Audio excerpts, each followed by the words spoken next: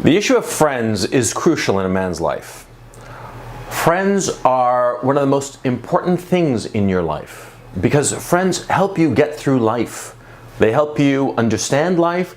They help you get through the loneliness of being alive, because being alive truly is a lonely experience. And friends are invaluable. But the thing is, see, who your friends are is kind of crucial.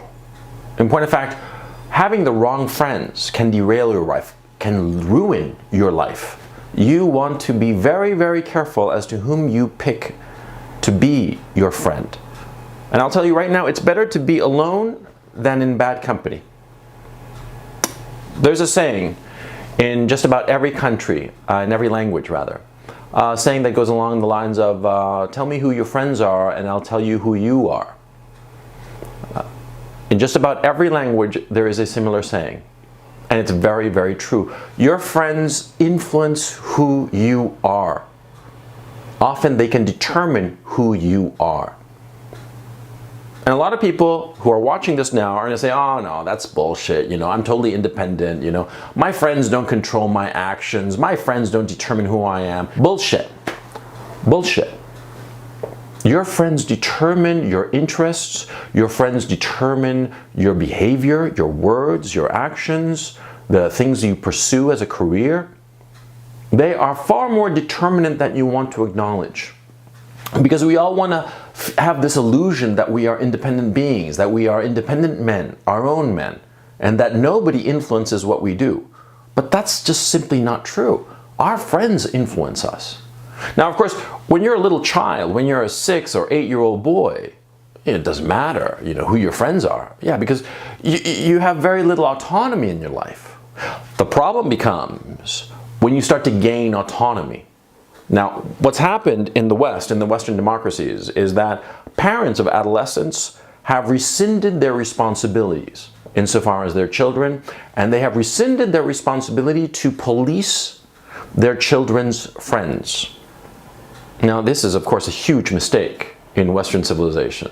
And most young men recognize it, especially when they are older and have gained some experience. They say to themselves, why didn't my parents, you know, tell me not to hang out with this kid or that kid who is just a bad influence on me?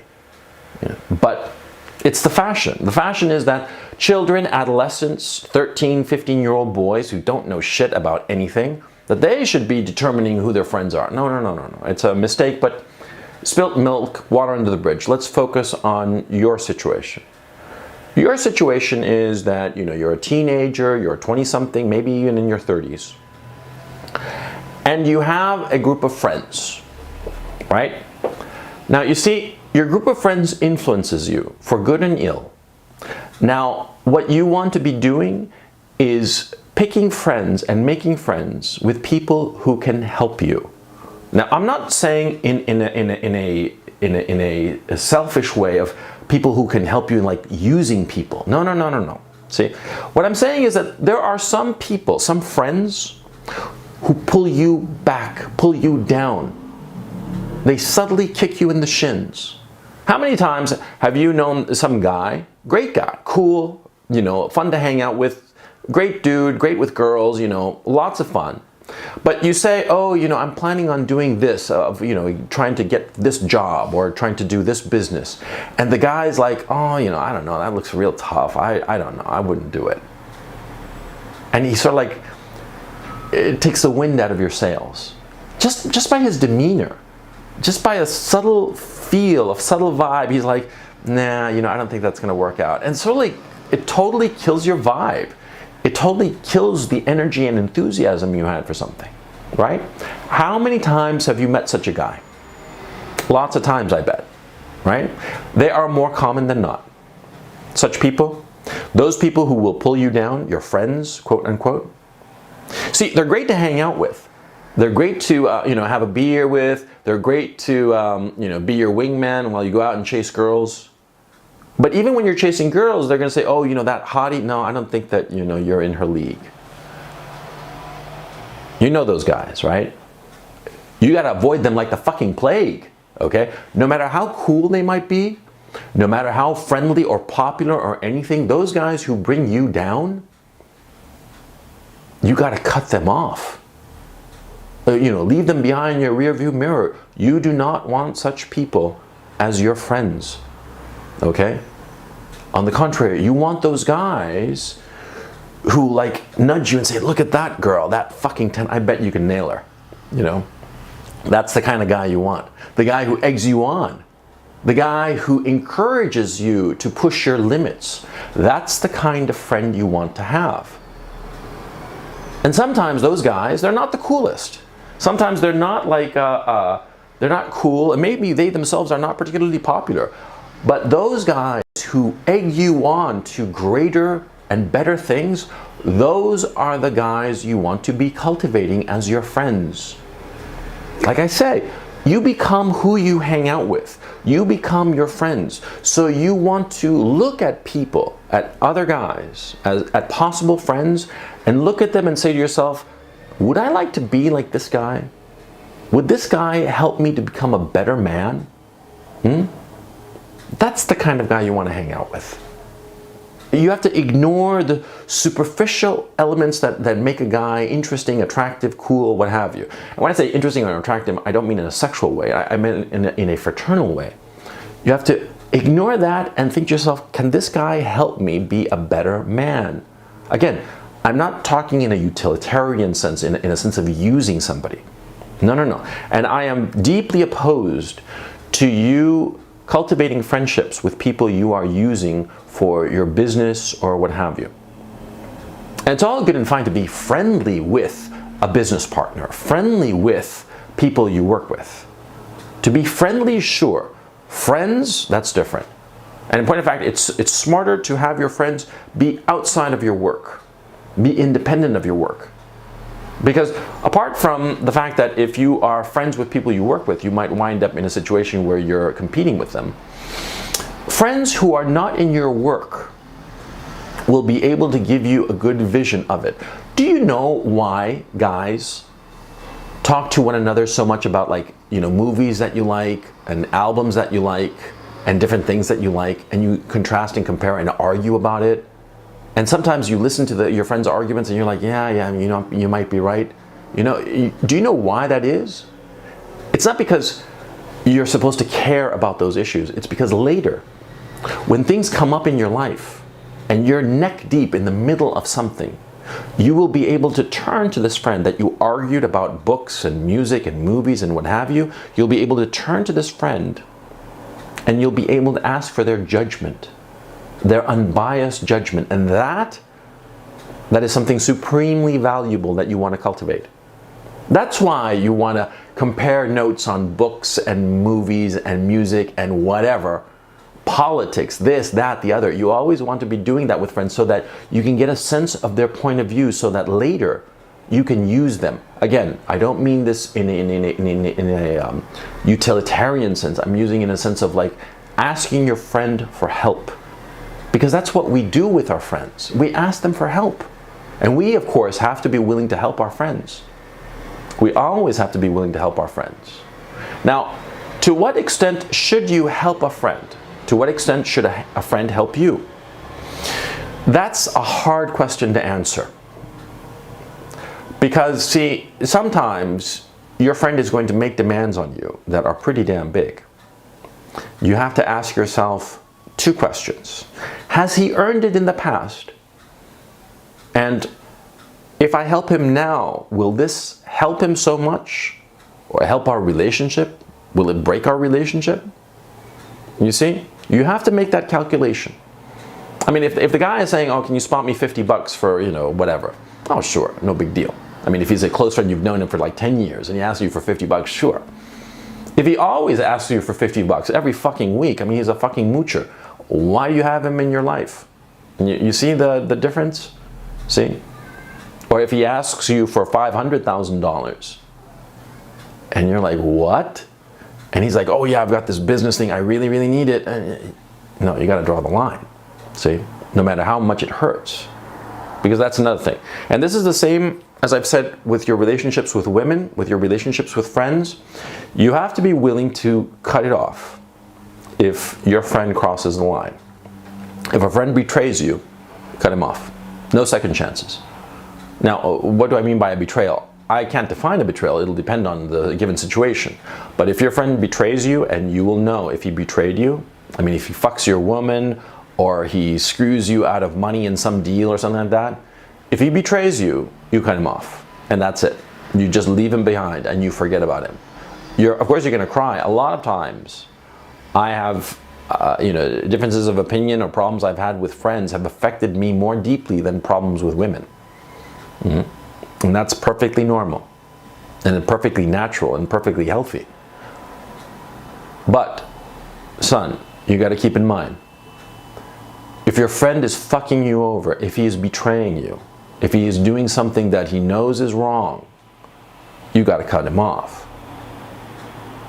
If he does something by accident, well, it's an accident, of course, you don't cut him off.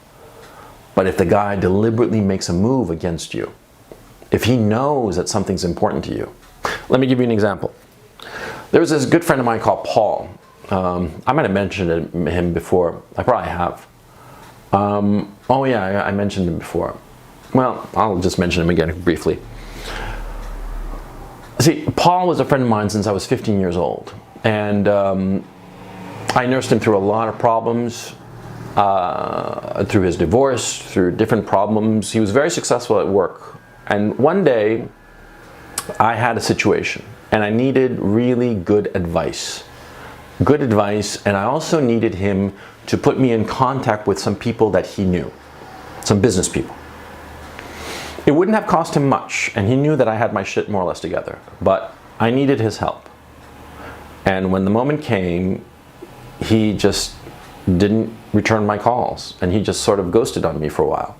And then when my situation improved, he called me back up, like a long lost friend. Hey, how's it going? Blah, blah, blah. I told him, look, we're done. I cut him off. Because see, I'd realized that over the years, he was only there when things were good, when we were all in the champagne room.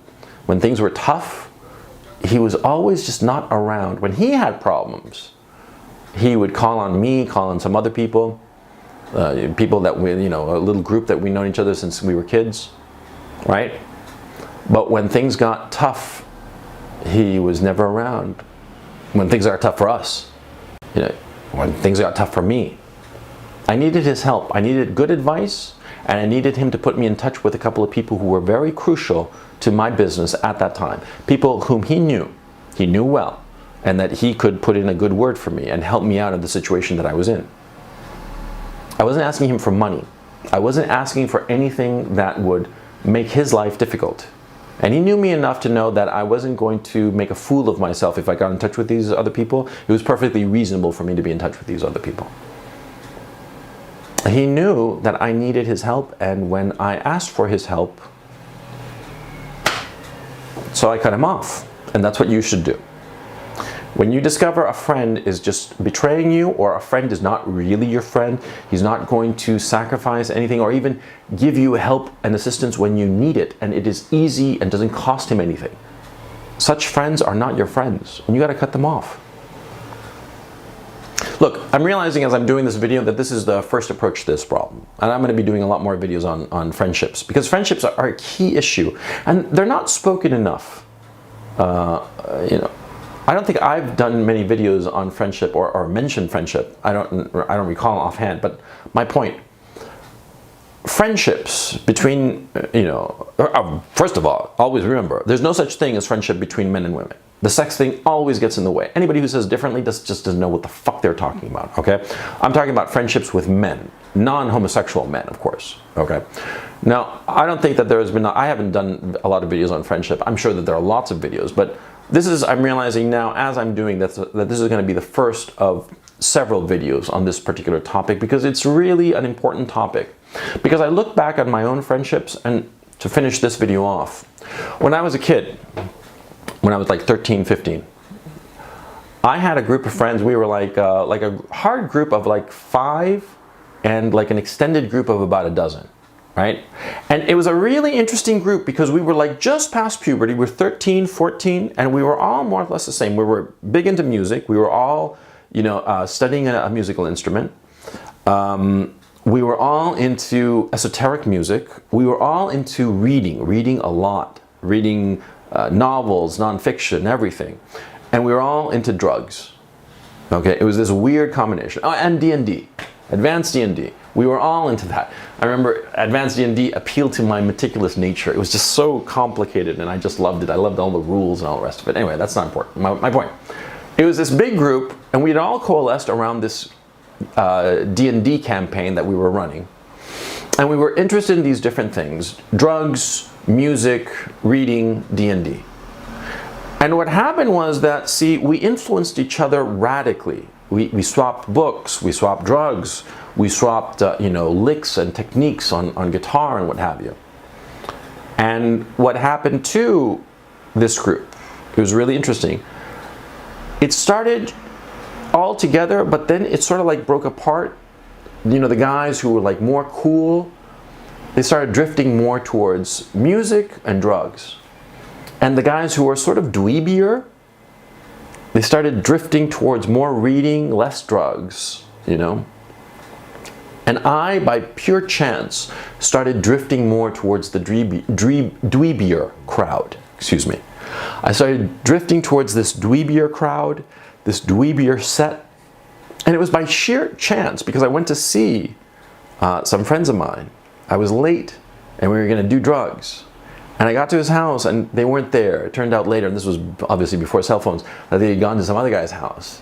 And so by chance, I ran into another guy, a guy called John, who was the super dweeb. And we wound up spending the whole day together, just reading and talking. I mean, we would hang out together, read books, and then talk about what we've been reading and read some more. It was just dweeb city, right? The guys who were into drugs and music, the guys that I failed to hook up with, they started getting into heroin, by high school. And by 20, their lives are a fucking mess, a fucking disaster, right? Whereas the dweebier guys, they all went to good colleges. They all turned out fine. See? And it's by sheer luck that happened to me. That, one day in 1981, wait, it must have been around January of 82, that day happened, just before my 14th birthday. By sheer chance, I went to see one group of guys, and I wound up hooking up with some other guys, and my life took a totally different direction. And that was because of the friends I had. So, I'll talk more about friends at a later opportunity, but this is like a first approach. So pay attention to this issue.